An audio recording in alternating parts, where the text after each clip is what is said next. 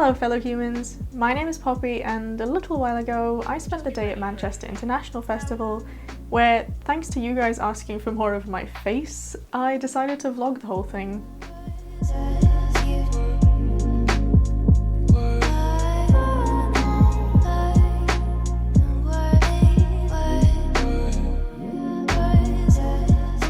Before I began my excursion, I thought it would be a pretty good idea to have what this season's Love Islanders likes to call a POA, or Plan of Action.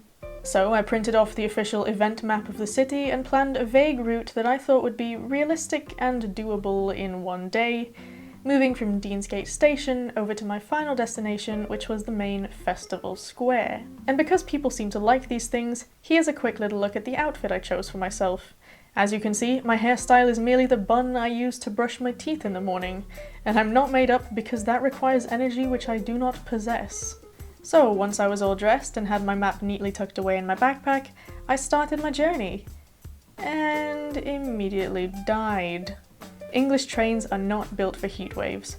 Here I am spraying my face with some essential water for momentary relief. Anyway. After the grueling and frankly sticky train journey, I found my way to Deansgate, where, according to my map, I'd be able to find some poet/artist installations. I wasn't entirely sure what I was looking for, so it took me a little longer than I'd like to admit, but we got there in the end. So I have found the first poet/artist installation, and now I think I'm going to try and book a slot for Notes on Grief, which is in Manchester Central. I didn't want to book anything before coming to town because I wanted to just kind of stroll casually and see where, I don't know, inspiration takes me. Oh, that's a car. But yeah, next stop, Manchester Central. Despite believing I had done enough research to understand what would be going on that day, I had neglected to check if every event would be running non-stop or actually had specific showtimes. So I made my merry way over to Manchester Central, oblivious to the fact that nothing would be starting until much later. Okay, so slight change of plans. I hadn't checked the times because I assumed that like everything else that's going on, Notes on Grief would be happening throughout the day, but it turns out it's only at 8 PM. So instead I'm going to look for the nearest Capturing the City, which should be in this area somewhere. We'll see.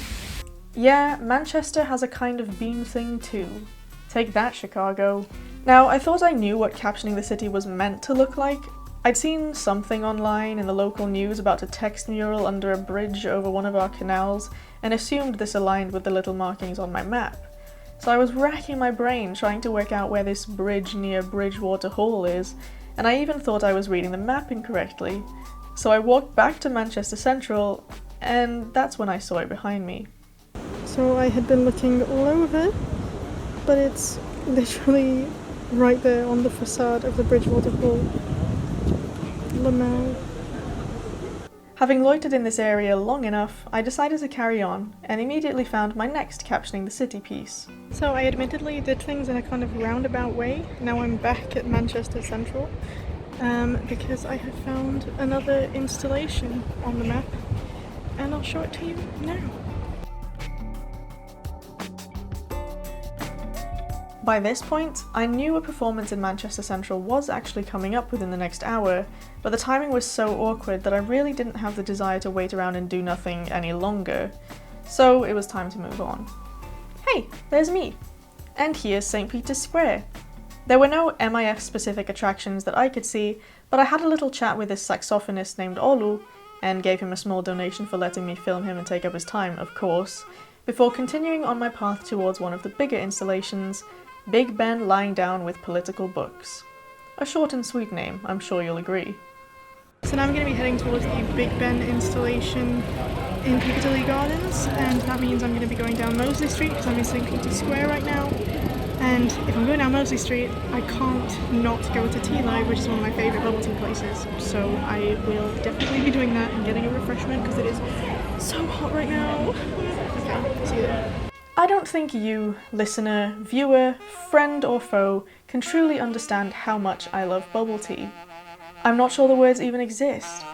Now just imagine how much that feeling was amplified for me on this scorching hot day when I finally got to go indoors and cool off with my icy drink.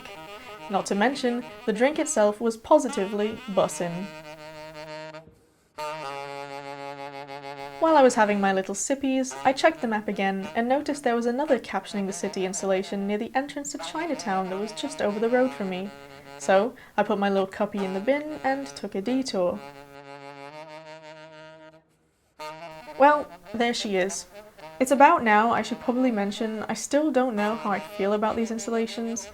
I mean, I think I had an emotional response to some of them more than others, but for the most part I still had a good time just following the trail around like a little scavenger hunt across the city. So I'm now in Chinatown because as I was having my bubble tea I noticed there's an installation on one of the buildings here, and after this I will then go to Piccadilly Gardens and find the Big Ben statue. Well, I don't think there's much to find, I think it's pretty obvious, but nevertheless. I'd like to say I planned this, but I honestly didn't. The way I chose to walk happens to have another Captioning the City installation. This was definitely one of the more abstract ones. And here's one of the many green walls in town. It may not be the best one, but it still makes me pretty happy. Piccadilly Gardens always get particularly busy, so I'm going to be masking up for this one. So, after hanging with these pigeons and the guy feeding them for a bit, I squeamishly entered the mass of bodies and traipsed across Piccadilly Gardens until I was faced with the big, unmissable boy himself. I spent a little while circling the structure and examining the titles on display, but I didn't walk inside it and watch one of the screenings because tickets were for returns only or something. I can't say I was too upset though. Standing in a box wrapped in cling film in that heat would probably have caused me to pass out. So instead, I just enjoyed perusing this piece with a super literal title, Big Ben lying down with political books, and extracting my own meaning from the works chosen. Here's the thing though, the stationary construction was a little overshadowed by the multi-sensory affair that was a group of buskers on the edge of the gardens. They played all the reggae classics, got people up on their feet, really got this one guy grooving, and just made for a lovely, positive and summery atmosphere. I think, suffice to say, someone kind of stole the show there. People of Manchester, give me some stuff. Go, jump, jump, jump, jump, jump, jump, jump, jump, jump, jump. What's up? Yeah. Unfortunately, I didn't catch their name, but if you know who they are, please comment down below. Thanks. So that was that. And my next stop was the Arndale Center, where I hoped to find Cephas Williams's portrait of Black Britain. The display wasn't where I first expected it to be, so I had to do a smidge more searching before I was faced with the powerful photography in all its grandeur. Now, while individual portraits were hung from the walkways and ceiling, they all came together on this temporary wall that just demanded one's attention. So I stopped to take them all in at once. I don't know if I'll be able to do the feeling justice, but given the timing of my visit, it just felt all the more impactful, because it was only a few days after the national embarrassment that was the racist abuse of Rashford, Sancho and Saka. So even though it wasn't where I expected it to be, I obviously found the portrait of Black Britain in the end. I mean, it's everywhere, but especially there. And that actually leaves me in a better position because I'm now at the exit that will take me to my next few stops. So, onwards. Just as I was leaving, I came across an even bigger wall of portraits, and then had an upsetting realization about a demographic I had failed to see interested in these images. I'm gonna come out and say it. I wish more white people were looking at these installations. It's sad how often the people who need to see or experience something the most are the ones who never actually bother. And there's no real fun way to move on from that observation, but I just hope we can start to do better as a country, and soon. And in what may just be the least smooth transition of all time, here we have a little poster about the creator of the Captioning the City project. Very cool indeed. I've seen various attractions now, and I am approaching Cathedral Gardens, which is where the main festival square is. So I'm finally going to get something to eat, because I haven't actually eaten today, and then also probably listen to music, see some live performances. We'll see. And here we have some very shaky footage of the route to Cathedral Gardens.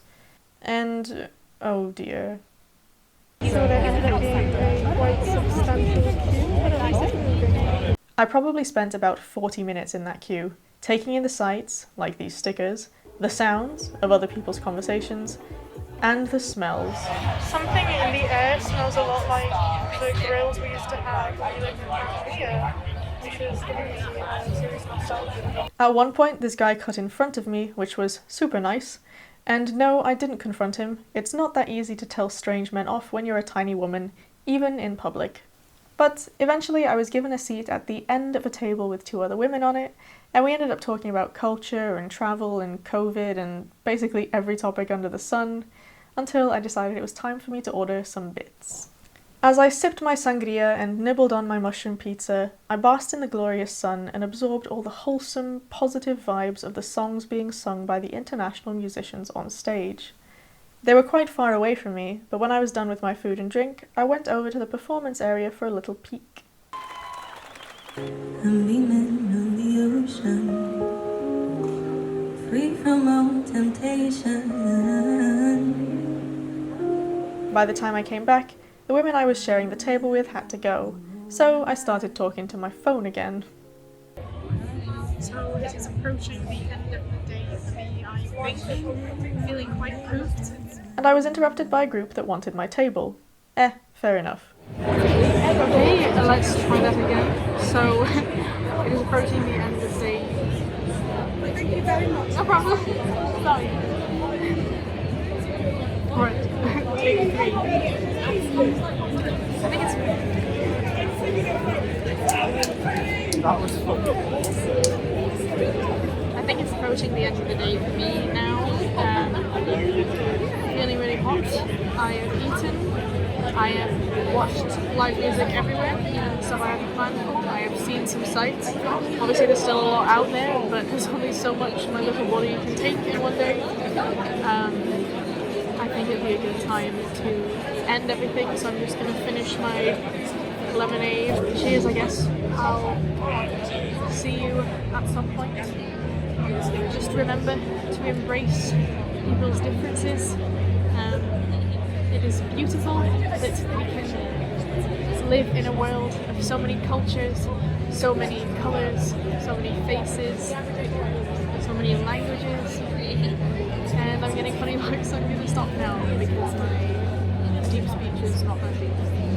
So I glugged my last glugs, ready to go home, and then it turned out all the public transport was cancelled for some reason. So I got in an Uber instead and soaked in the summery vibes of the day.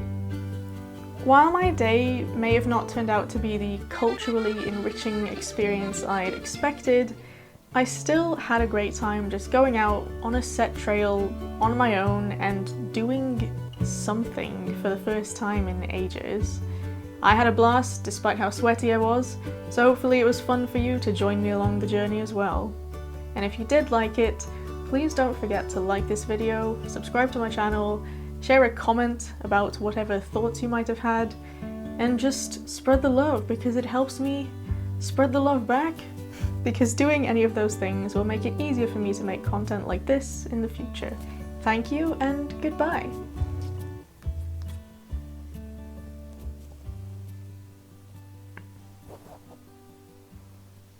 Alright, we're gonna cut there.